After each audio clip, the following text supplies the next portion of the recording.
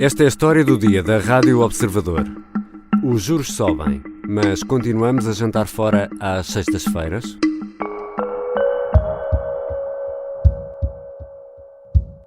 Enquanto nós estivermos em pleno emprego, pode haver aqui ajustamentos nas prestações, mas não vamos ter aqui uma situação também muito complicada. E vocês veem, não é uma questão de estrangeiros, podem circular por Lisboa, que estão aqui para ir jantar fora a uma sexta ou um sábado de manhã, podem circular pela rua e continuamos a ver as pessoas com um nível, um padrão de consumo, classe média e média alta, relativamente elevado face ao histórico e à situação em que está a economia. Castro e Almeida diz que os restaurantes em Lisboa, às sextas-feiras, demonstram que há dinheiro para consumir. Pedro Castro e Almeida é o presidente do Santander, que apresentou resultados esta quinta-feira, lucros de 568 milhões de euros no ano passado. Perante a escalada nas taxas de juro, o banqueiro diz que a realidade desmente a percepção de que a situação das famílias com crédito à habitação é muito complicada. Nós não estamos, eu diria, nos bancos, pelo que eu ouvi na reunião com o Banco de Portugal, e no Santander não vemos nenhuma alteração relevante do incumprimento relativamente ao crédito à habitação, comparando com meses anteriores e com anos anteriores, e não tem nada a ver com o padrão que havia nos anos difíceis. A conclusão do presidente do Santander pode provocar, no mínimo, desconforto em milhões de portugueses, mas importa olhar para os números e tentar tirar uma fotografia da realidade. Temos muitas variáveis em análise que, contas feitas, contribuem para o dinheiro que nos sobra na carteira. A inflação, taxa de juro, a robustez da economia, os salários, sem esquecer a carga fiscal. Tudo isto somado determina se, às sextas, jantamos em casa ou jantamos fora e se comemos esparguete ou marisco. Vou conversar com o jornalista da secção de Economia do Observador, Edgar Caetano. Eu sou o Ricardo Conceição e esta é a história do dia.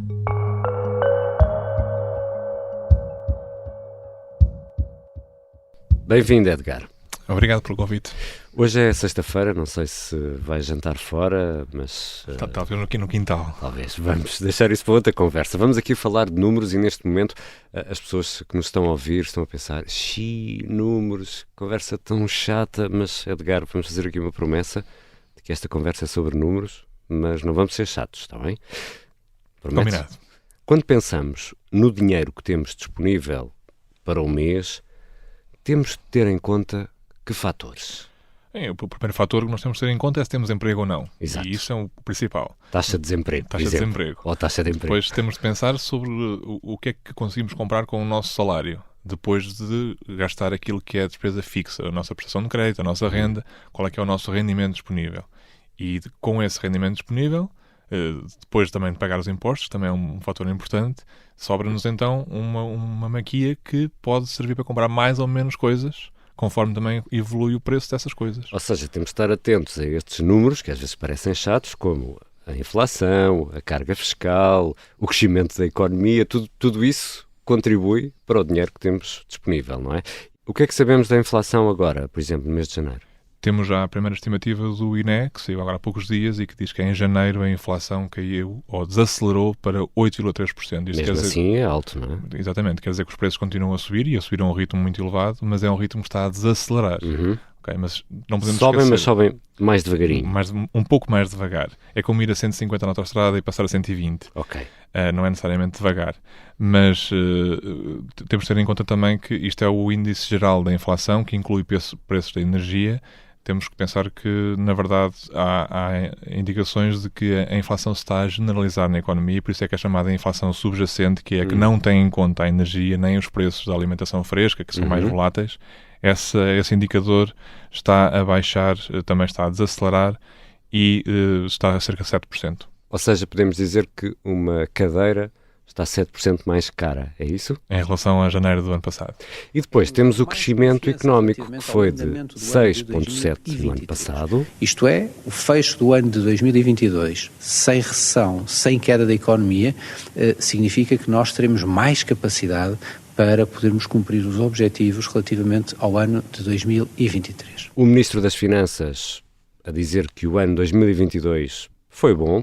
Com este resultado, um crescimento na economia de 6,7% do PIB, isto é bom ou é mau, Edgar? É bom depois de ter subido mais de 5% em 2021, mas ter caído mais de 8% em 2020, o primeiro ano da pandemia.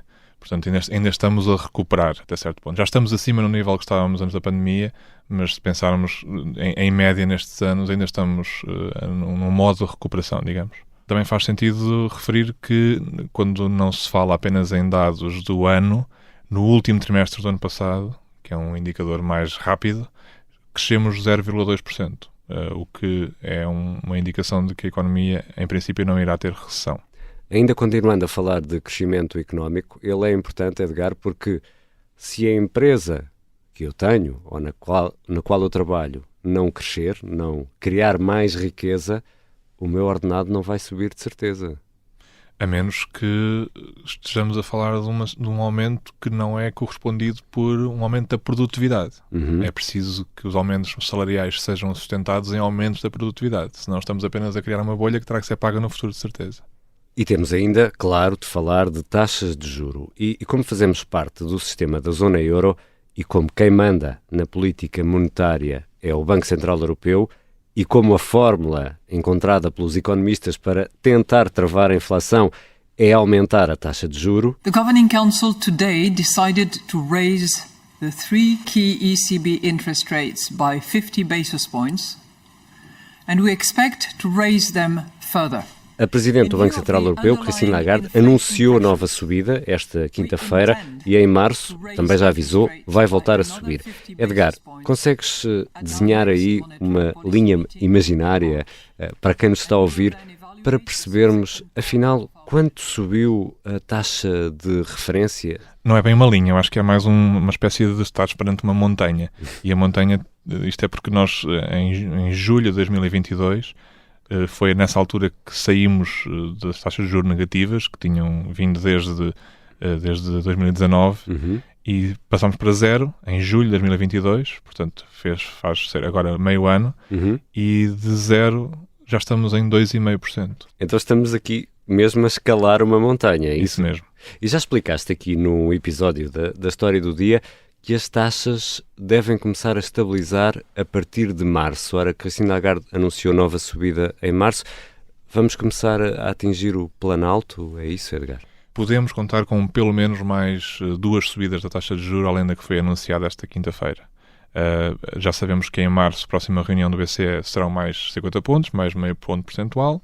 Portanto, a taxa dos depósitos vai para 3%. E depois sabemos que é muito provável que exista pelo menos mais uma subida depois dessa. Não sabemos se será só mais uma, nem sabemos qual será a dimensão dessa, mas é verdade que estamos a começar a chegar a um planalto, mas não te podes esquecer que o BCE começou mais tarde que os outros bancos centrais a subir a taxa de juros. É natural. Por exemplo, quando comparado com os Estados Unidos. Sim, os Estados Unidos já estão a começar a dar a entender que estão a desacelerar, mas também começaram mais cedo.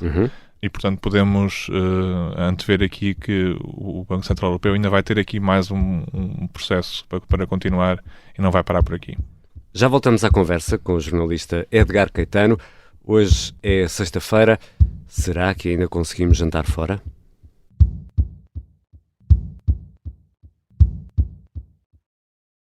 Ouviu Rádio Hoje? Ouvi a pipoca mais doce, a Ana Garcia Martins. Ouvi a Catarina Miranda. Ouvi o Manuel Serrão. Ouvi o meu amigo Júlio Magalhães. Sim, ouvi o Paulo Ferreira. Já ouvi a Maria João Simões. Ouvi a voz incrível da Carla Jorge de Carvalho. Ouvi o José Manuel Fernandes. Ouvi a Helena Matos. Ouvi, claro, o Rui Ramos. Ouvi o João Miguel Tavares. Ouvi o Luís Aguiar Conraguia. Ouvi a Susana Peralta. Já ouvi o Jorge Fernandes. Ouvi o João Marcos de Almeida. Ouvi o Bruno Cardoso Reis. Ouvi o Carlos Filhais. Eu ouvi o Martim Sousa Tavares. Ouvi o Bruno Vieira Amaral. Ouvi o Eduardo Sá. Ouvi o Alberto Gonçalves. Ouvi o Gabriel Alves. Acabei de ouvir o Pedro Henriques. Se também já os ouviu, ouviu a Rádio Observador.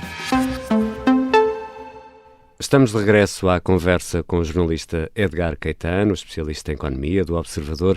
Edgar, o presidente do Santander, Pedro Castro Almeida, diz que os mais afetados pelas subidas nas taxas de juro são os clientes mais recentes do crédito à habitação. É verdade, isto tem um impacto muito grande em quem tem crédito à habitação e quem tem crédito à habitação que foi contratado nos últimos 4, 5 anos, porque quem tem um crédito à habitação que foi contratado há 8, 10 anos, tendo em conta o que tem sido a amortização do crédito, é muito difícil que o salto da prestação seja realmente muito significativo. Mas quem contratou nos últimos 4 anos com um prazo de 30 a 35 anos, naturalmente, isto aqui tem aqui um impacto. E por isso... É mesmo assim, Edgar? É mesmo assim, não é só o Presidente do Santander que diz isso, já o Banco de Portugal disse isso. A principal preocupação aqui é as pessoas que compraram casa há menos tempo, por várias razões. Primeiro, compraram mais caro, porque os preços têm subido. Em teoria, compraram mais caro. Têm mais montante em dívida. Estão ainda numa fase inicial, portanto, estão ainda a pagar mais juros do que capital, que é uma coisa que não se aplica a quem está a pagar há 20 anos, por exemplo, não é? E, além disso, são pessoas que basicamente não sabem o que é taxas de juros elevadas. Habituaram-se, começaram logo com um processo, com um contexto de taxa de juros muito baixa e, portanto, não. Porque quando fizeram o crédito, a taxa estava mesmo muito, muito, muito baixa, não é? Precisamente. E houve uma simulação que as pessoas preencheram, quando assinaram o crédito à habitação, que simulou o impacto do que seria mais 3 pontos percentuais de taxa de juros, e é isso que estamos a viver agora. E esses clientes não foram avisados de que, atenção, que as taxas podem voltar àquilo que eram há 20 anos? Acho que foram avisadas e as pessoas perceberam. O que não anteciparam é que podia ser tão rápido, no espaço de um ano, né? Acabámos de falar de tal montanha. Não anteciparam que pudesse ser tão rápido e, sobretudo, não anteciparam ou não tiveram em conta que quando as taxas de juros subissem, poderiam não ser a única coisa a subir na sua vida. Portanto, não é só a prestação que está a subir, também é aquilo que gastam no supermercado e aquilo que gastam noutros serviços e bens. Já nos explicaste que esta subida foi muito rápida e que estamos, se calhar, a entrar no Planalto. Depois podemos acreditar que vai baixar a igual velocidade? Ou esperemos que não, que é sinal que estaremos com uma grande recessão. Esperemos que não seja assim. E não é de todo aquilo que está a ser dito pelos bancos centrais. As taxas de juros estão para subir e estão para ficar nestes níveis durante muito tempo, até que a inflação baixe. O presidente do Santander, Castro e Almeida, também fala em pleno emprego e em elevado consumo. O que é que nos dizem os números sobre estes 2 pontos, Edgar? Os números do PIB dizem que saíram do INE esta semana, dizem que já está a começar a haver alguma redução do consumo privado. Tem sido muito importante para a economia, mas que está a haver alguma redução. Mas, por outro lado, temos o mesmo INE que no dia 30 de janeiro falou sobre o chamado índice da confiança dos consumidores. Ele tinha vindo a cair nos últimos meses, mas voltou a subir, portanto. E, portanto, não podemos falar de uma situação em que a economia esteja a sentir uma rápida deterioração daquilo que é a forma como as pessoas veem a economia e as suas perspectivas. E o emprego? Estamos em pleno emprego? O conceito de pleno emprego é difícil de definir, não precisamos entrar nele aqui, mas a verdade é que não só Portugal como o resto da Europa estão com níveis de desemprego muito baixos. No último mês, por acaso, em Portugal já se sentia um pequeno aumento do desemprego, que é uma tendência que esperamos que não seja uma tendência, que seja só um efeito transitório, porque aí é que a conversa muda um bocadinho. Se percebi bem o que nos acabaste de explicar, portanto, apesar dos ordenados em Portugal continuarem baixos, quando comparados até com outros países europeus, porque a economia também não cresce como crescem outras economias, continuamos, enquanto consumidores, com confiança, ou seja, continuamos a consumir. É isso? Se calhar estamos muito confiantes, por exemplo, que as taxas de juros não vão subir mais. E é um bocadinho essa a ideia que está a ser transmitida. Agora, nós tivemos um efeito que foi importante, que foi a acumulação de poupança que foi feita durante a pandemia, que já foi completamente aniquilada. Ou já a gastámos? Acho que na maior parte dos casos já a gastámos, e é isso que mostra. Já partimos o porquinho milheiro. Esmigalhámo-lo.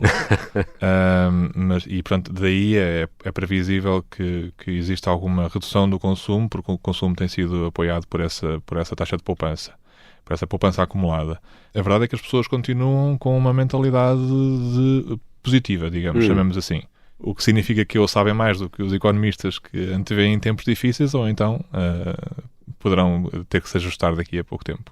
Então, Edgar, se pudermos resumir tudo isto, temos uma classe média-baixa com tempos mais complicados, sobretudo devido à inflação, ainda assim sem os encargos com o crédito à habitação, e temos uma classe média e média-alta que, apesar de tudo, apesar dos aumentos nos preços da energia, vamos incluir combustíveis, alimentação, na prestação da casa e de estar a recorrer às suas poupanças, ainda consegue ir jantar fora às sextas-feiras?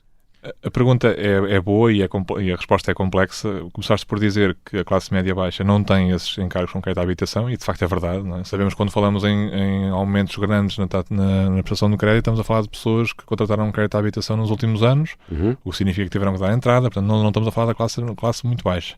Mas a segunda parte da tua pergunta, classe média alta, classe média, apesar de todos esses aumentos, ainda consegue jantar fora.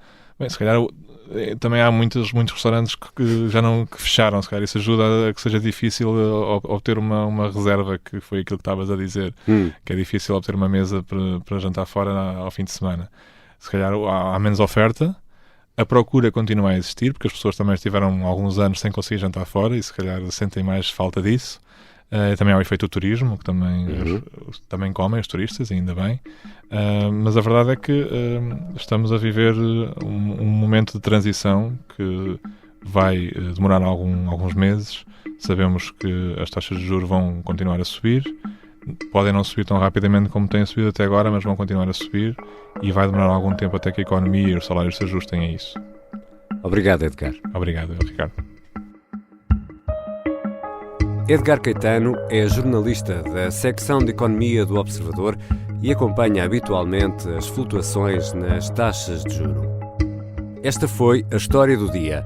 Ouvimos sons da Agência Lusa e também da CNBC.